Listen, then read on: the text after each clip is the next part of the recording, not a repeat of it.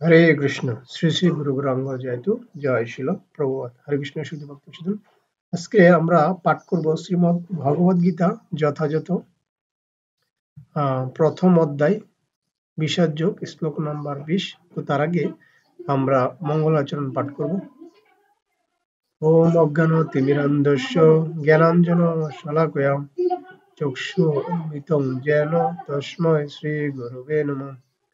শ্রী চৈতন্য মনোভীষ্টং স্থাপিতং যেন ভূতলে স্বয়ং রূপ কদমহং দদপি স্বল্পদন্তিকম বন্দেহং শ্রীগুরুং শ্রীযুতপদকমলম শ্রীগুরু বৈষ্ণবংশ শ্রীরূপং সাগ্রজাতং সহগণলগ্নতং তং সজীবম সাদূতং সাবধূতং পরিজনসহিতং কৃষ্ণ চৈতন্য দেবম শ্রীরাধা কৃষ্ণ পদন সহগণললিতা শ্রী বিশাখান্তং চ নমঃ বিষ্ণুপাদায় কৃষ্ণপৃষ্ঠায় ভূতলে শ্রীমতে জয়পতাকা স্বামিনিতে নামিনি নমো আচার্যপদায় নিতাই কৃপা প্রদায়িনী গৌরকথা দামোদর নগরগ্রাম তারিণী নমঃ বিষ্ণুপাদায় কৃষ্ণপৃষ্ঠায় ভূতলে শ্রীমতে ভক্তিবেদান্ত স্বামিনিতে নামিনি নমস্তে সরস্বতী দেবী গৌরবাণী প্রচারিণী নির্বিশেষ শূন্যবাদী প্রশ্চদেশ তারিণী হে কৃষ্ণ করুণা সিন্ধু দীনবন্ধু জগৎপতি গোপেশ গোপিকাকান্ত রাধাকান্ত নমস্তুতে ভক্ত কাঞ্চন গৌরাঙ্গী রাধে বৃন্দাবনেশ্বরী বৃষভানুসুতে দেবী প্রণমামি হরিপ্রিয় নমো মহাবদনায় কৃষ্ণ প্রেম পদতে কৃষ্ণ কৃষ্ণ চৈতন্য নামে গর্তসে নমো নমঃ নমো ব্রাহ্মণ দেবায় গো ব্রাহ্মণ হিতায় চ জগদ্ধিতায় কৃষ্ণায় গোবিন্দায় নমো নমঃ পঞ্চাকল্পতরুশ্চ কৃপা সিন্ধুভ্যেব চ পতিতানাং পাবনেভ্য বৈষ্ণবেভ্যো নমো নমঃ। জয় শ্রীকৃষ্ণ চৈতন্য প্রভু নিত্যানন্দ শ্রী অদ্বৈত গদাধর শ্রীবাসাদি গৌর ভক্ত বৃন্দ হরে কৃষ্ণ কৃষ্ণ কৃষ্ণ হরে হরে হরে রাম রাম রাম হরে হরে। ওম নমো ভগবতে বাসুদেবায় ওম নমো ভগবতে বাসুদেবায় ওম নমো ভগবতে বাসুদেবায় ওম হরিতচ্ছত ওম হরিতচ্ছত ওম হরিতচ্ছত। হরে কৃষ্ণ। আমরা পাঠ করব শ্রীমদ্ ভগবদ গীতা যথাযথ প্রথম অধ্যায় শ্লোক নাম্বার 20।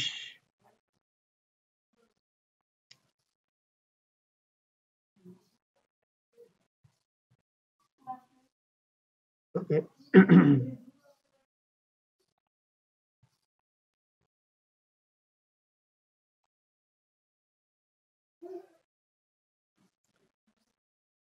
অথ ব্যবস্থিতান দৃষ্টা ধার্ত রাষ্ট্রন গোপীধ্বজ প্রবৃত্রে শস্ত্র সম্পাতে ধনুরুদ্ধম পাণ্ডব ঋষিকেশম তদা বাক্যম মিদমহ মহীপতে।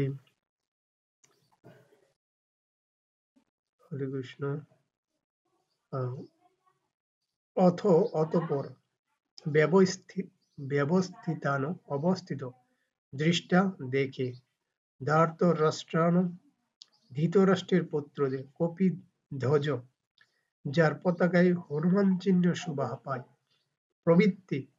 প্রবৃত্ত হওয়ার সময় সন্ত্র সম্পাতে অস্ত্র নিক্ষেপ করতে ধনুক উদ্ধম্য তুলে নিয়ে পাণ্ডুপুত্র অর্জুন ঋষিকেশম ভগবান পরমেশ্বর শ্রীকৃষ্ণকে তদা তখন বাক্য ইদম এই আহ বললেন মহীপতে হে মহারাজ। হরে কৃষ্ণ। অনুবাদ। সেই সময় পাণ্ডুপুত্র অর্জুন হনুমান চিহ্নিত পতাকা শোভিত রথে অধিষ্ঠিত হয়ে তার ধনুক তুলে নিয়ে স্বর নিক্ষেপ করতে প্রস্তুত হলেন। হে মহারাজ, ধৃতরাষ্ট্রের পুত্রদের সমরজ্জায় বিন্যস্ত দেখে অর্জুন তখন শ্রীকৃষ্ণকে এই কথাগুলি বললেন। হরে কৃষ্ণ। তো কি বলা হয়েছে যে কে বলছেন? সঞ্জয় বলছেন। কাকে? ধৃতরাষ্ট্রকে বলছেন। তার দিব্য দৃষ্টির মাধ্যমে বলছেন। কি বলছেন? যে সেই সময় পাণ্ডুপুত্র অর্জুন তার যে পতাকা ছিল সেটা হনুমান পতাকা শোভিত ছিল আর তিনি রথে অধিষ্ঠিত হয়ে আছেন, রথে দাঁড়িয়ে আছেন এবং তার ধনুক নিয়ে স্বর নিক্ষেপ করতে প্রস্তুত, এবং তিনি এমন ভাবে ধনুকটা নিয়ে আছেন যে তিনি তীর নিক্ষেপ করতে প্রস্তুত। এবং আরো বলছেন যে হে মহারাজ, ধৃতরাষ্ট্রের পুত্রদের সমর সজ্জায় বিন্যস্ত দেখে অর্জুন তখন শ্রীকৃষ্ণকে এই কথাগুলি বললেন। আচ্ছা, তো আরো কি বলছেন যে ধৃতরাষ্ট্রের পুত্রদের এই সমর সজ্জায় বিন্যস্ত দেখে অর্জুন ভগবান শ্রীকৃষ্ণকে বলতে লাগলেন, কথাগুলি বলতে লাগলেন। কি কথাগুলি বলতে লাগলেন সেটা পরবর্তী শ্লোকে জানা যাবে। আমরা তাৎপর্য পড়ব। শিল প্রভুপাদের তাৎপর্য কি জয়। কুরুক্ষেত্রের যুদ্ধের শুরুতেই আমরা দেখতে পাই পাণ্ডবদের অপ্রত্যাশিত সৈন্যসজ্জা দেখে ধৃতরাষ্ট্রের পুত্রদের হৃদকম্প শুরু হয়ে গেছে। আমরা কুরুক্ষেত্রের যুদ্ধের শুরুতে আমরা দেখতে পাই পাণ্ডবদের অপ্রত্যাশিত সৈন্যসজ্জা দেখে ধৃতরাষ্ট্রের পুত্রদের হৃদকম্প শুরু হয়ে গেছে। তো আমরা প্রথমেই দেখতে পেয়েছিলাম যে দুর্যোধন কি করেছিল, যে পাণ্ডবদের সৈন্যসজ্জা দেখেছিল এবং সে ভয়ে ভীত হয়ে সে তার তার দ্রোণাচার্য, তার গুরুদেব এবং সে মহামহিম ভীষ্ম তাকে গিয়ে বলছিলেন, এবং সে ভয়ে ভীত হয়েছিল। তো তার কথাই এখানে বলা হয়েছে যে পাণ্ডবদের অপ্রত্যাশিত সৈন্যসজ্জা দেখে ধৃতরাষ্ট্রের পুত্রদের হৃদকম্প শুরু হয়ে গেছে। পরমেশ্বর ভগবান শ্রীকৃষ্ণ স্বয়ং কুরুক্ষেত্রের যুদ্ধে উপস্থিত থেকে পাণ্ডবদের পরিচালিত করেছিলেন। তো ভগবান শ্রীকৃষ্ণ হচ্ছে এই পাণ্ডবদের সারথি। হ্যাঁ, তো তিনি সারথি হয়ে এই পাণ্ডবদের তিনি পরিচালিত করছেন। তাই কৌরবদের এই হৃদকম্প হওয়াটা স্বাভাবিক। তাই এই দুর্যোধনদের হৃদকম্পটা হওয়া স্বাভাবিক, কারণ পরমেশ্বর ভগবান শ্রীকৃষ্ণ যার পক্ষপাতিত্ব মানে পক্ষে থাকেন সেই যুদ্ধে জয় হওয়ার কথা। তো যে কারণে এই দুর্যোধন তিনি ভয়ে কাঁপছেন। অর্জুনের রথে হনুমান অঙ্কিত ধ্বজা একটি বিজয় সূচক ইঙ্গিত, কারণ রাম রাবণের যুদ্ধে হনুমান শ্রীরামচন্দ্রকে সহযোগিতা করেছিলেন এবং শ্রীরামচন্দ্র বিজয়ী হয়েছিলেন। হরে কৃষ্ণ। তো এখানে হনুমান এই অর্জুনের যে রথ, রথের যে পতাকা, সে পতাকাটা কার চিহ্ন ছিল? হনুমান অঙ্কিত, অর্থাৎ হনুমানের চিহ্নিত আঁকা পতাকা। তো সেটা আমরা রাম রাবণের যুদ্ধ দেখেছিলাম যে রামের পক্ষে হনুমান ছিলেন এবং ভগবান শ্রীরামচন্দ্র যুদ্ধে জয় হয়েছিলেন। হনুমান যে সাহায্য করেছিলেন ভগবানকে সেতু বন্ধন থেকে শুরু করে, হ্যাঁ, তারপর হচ্ছে লক্ষণকে রক্ষা করেছিলেন এবং সেই লঙ্কা জ্বালিয়ে দিয়েছিলেন হনুমান। তো হনুমানের যে কাণ্ডকলাপ সেটা খুবই গুরুত্বপূর্ণ এবং প্রয়োজনীয়, এবং এখানে অর্জুনের পক্ষেও সেই পতাকা উত্তোলন করা হয়েছিল। তো সেটা একটা ইঙ্গিত, যুদ্ধে জয়ী হবার ইঙ্গিত, যেমনটা ভগবান শ্রীরামচন্দ্র যুদ্ধে জয়ী ছিলেন হনুমানের সহযোগিতায়। তো এখানে আরো বলা হয়েছে কুরুক্ষেত্রের যুদ্ধেও অর্জুনকে সাহায্য করবার জন্য তার রথে শ্রীরামচন্দ্র ও হনুমান দুজনকেই উপস্থিত থাকতে দেখতে পায়। হরে কৃষ্ণ। তো শ্রীকৃষ্ণ হচ্ছেন প্রকৃতপক্ষে ভগবান শ্রীরামচন্দ্র ও হনুমান দুজনকে উপস্থিত থাকতে দেখতে পায়। আর শ্রীকৃষ্ণ হচ্ছেন শ্রীরামচন্দ্র, এবং যেখানে শ্রীরামচন্দ্র সেখানেই তার নিত্য সেবক ভক্ত হনুমান এবং নিত্য সঙ্গিনী সীতা লক্ষ্মী দেবী উপস্থিত থাকেন। হরে কৃষ্ণ। আর যেখানে আর প্রকৃতপক্ষে শ্রীকৃষ্ণ হচ্ছেন শ্রীরামচন্দ্র। তো যেখানে ভগবান থাকেন সেখানে হনুমান থাকবেই, এবং তার সীতা দেবী লক্ষ্মী দেবী সহ সেখানে উপস্থিত থাকবেন, এটাই তো স্বাভাবিক। তাই অর্জুনের কোন শত্রু ভয় ভীত হবার কারণ ছিল না। তাই অর্জুনের কোনো ভয়ে ভীত হবার কারণ ছিল না, কারণ ভগবান সেখানে উপস্থিত। তাহলে কিসের ভয়? আর সবচেয়ে বড় কথা হচ্ছে যে সমস্ত ইন্দ্রের অধীশ্বর ভগবান শ্রীকৃষ্ণ তাকে পরিচালিত করবার জন্য স্বয়ং উপস্থিত ছিলেন। আর সবচেয়ে বড় কথা কি, সমস্ত ইন্দ্রের অধীশ্বর ভগবান শ্রীকৃষ্ণ তাকে পরিচালিত করবার জন্য স্বয়ং উপস্থিত ছিলেন। এইভাবে যুদ্ধ জয়ের সমস্ত শুভ পরামর্শ অর্জুন পাচ্ছিলেন। আর সমস্ত পরামর্শ কে দিচ্ছেন? ভগবান স্বয়ং তাকে পরামর্শ দিচ্ছেন।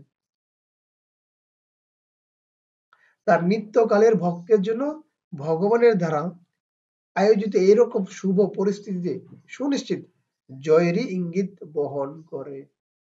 হরে কৃষ্ণ। আর এই নিত্যকালের ভক্তের জন্য ভগবানের দ্বারা কি আয়োজিত এইরকম শুভ পরিস্থিতিতে সুনিশ্চিত জয়েরই ইঙ্গিত বহন করে, যেখানে ভগবান সঙ্গে উপস্থিত থেকে সেই যুদ্ধ পরিচালনা করছেন বা যুদ্ধে সেই অর্জুনকে পরামর্শ দিচ্ছেন।